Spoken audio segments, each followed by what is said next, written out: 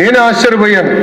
సింగనమల తాడిపత్రి మధ్య నేను చూస్తే నేను అసలు భారతదేశంలో ఉన్నానా అని ఆశ్చర్యపోయాను అధ్యక్ష. ఆ కొండలన్నీ చూస్తే అద్భుతంగా అరటి తోటలు ఉన్నాయి అధ్యక్ష. అంటే ముందు చూపుతో డ్రిప్ ఇరిగేషన్ ఏర్పాటు చేసి హార్టికల్చర్ మిషన్ ఆనాడు ముందలు తీసుకెళ్లారు అధ్యక్ష. అంతేకాదు అధ్యక్ష, ఉత్తరాంధ్రం కూడా వదిలిపెట్టలేదు. ఆనాడు ఐటీ పరిశ్రమలు తీసుకొచ్చారు, ఏకంగా మెడికల్ డివైసెస్ మ్యానుఫ్యాక్చరింగ్ పరిశ్రమలు తీసుకొచ్చారు, ఏషియన్ పెయింట్స్ ఉత్తరాంధ్రకి తీసుకొచ్చారు. ఇంకో పక్కన మనకి శ్రీ సిటీ కూడా పెద్ద ఎత్తున ఆనాడు పరిశ్రమలు తీసుకొచ్చినాయి గౌరవ ముఖ్యమంత్రి చంద్రబాబు నాయుడు గారు అధ్యక్ష. నేను పాదయాత్రలో అనేక సార్లు చెప్పాను అధ్యక్ష, నిజం కొంచెం చేదుగా ఉంటుంది, అబద్ధం తీయగా ఉంటుందండి అధ్యక్ష. ఆనాడు అబద్ధం చెప్పి అధికారంలోకి వచ్చిన వ్యక్తి వైఎస్ జగన్మోహన్ రెడ్డి గారు అధ్యక్ష. ఆనాడు ఆయన అన్నారు, నేను ఈ ప్రాంతంలోనే ఇల్లు కట్టుకుంటున్నాను, అమరావతి రాజధాని ఎక్కడికి వెళ్ళిపోదని ఆయన చెప్పారు అధ్యక్ష.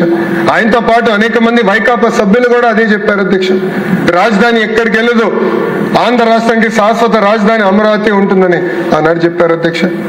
151 సీట్లు గెలిచారు అధ్యక్ష. అబద్ధం చెప్పి గెలిచారు అధ్యక్ష. గెలిచిన వెంటనే మీరు చూస్తే ఏకంగా ప్లేట్ ఫిరాయించారు, 3 ముక్కల ఆట ప్రారంభించారు అధ్యక్ష. 3 రాజధానులు అని చెప్పారు అధ్యక్ష.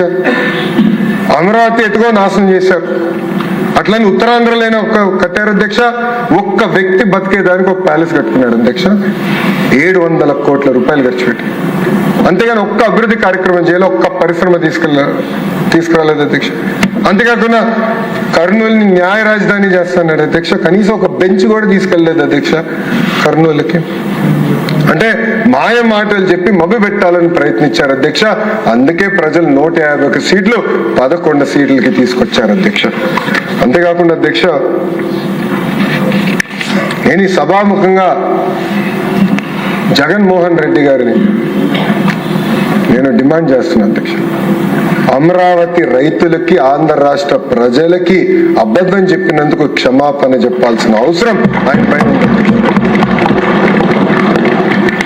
అధ్యక్ష. మీరు చూస్తే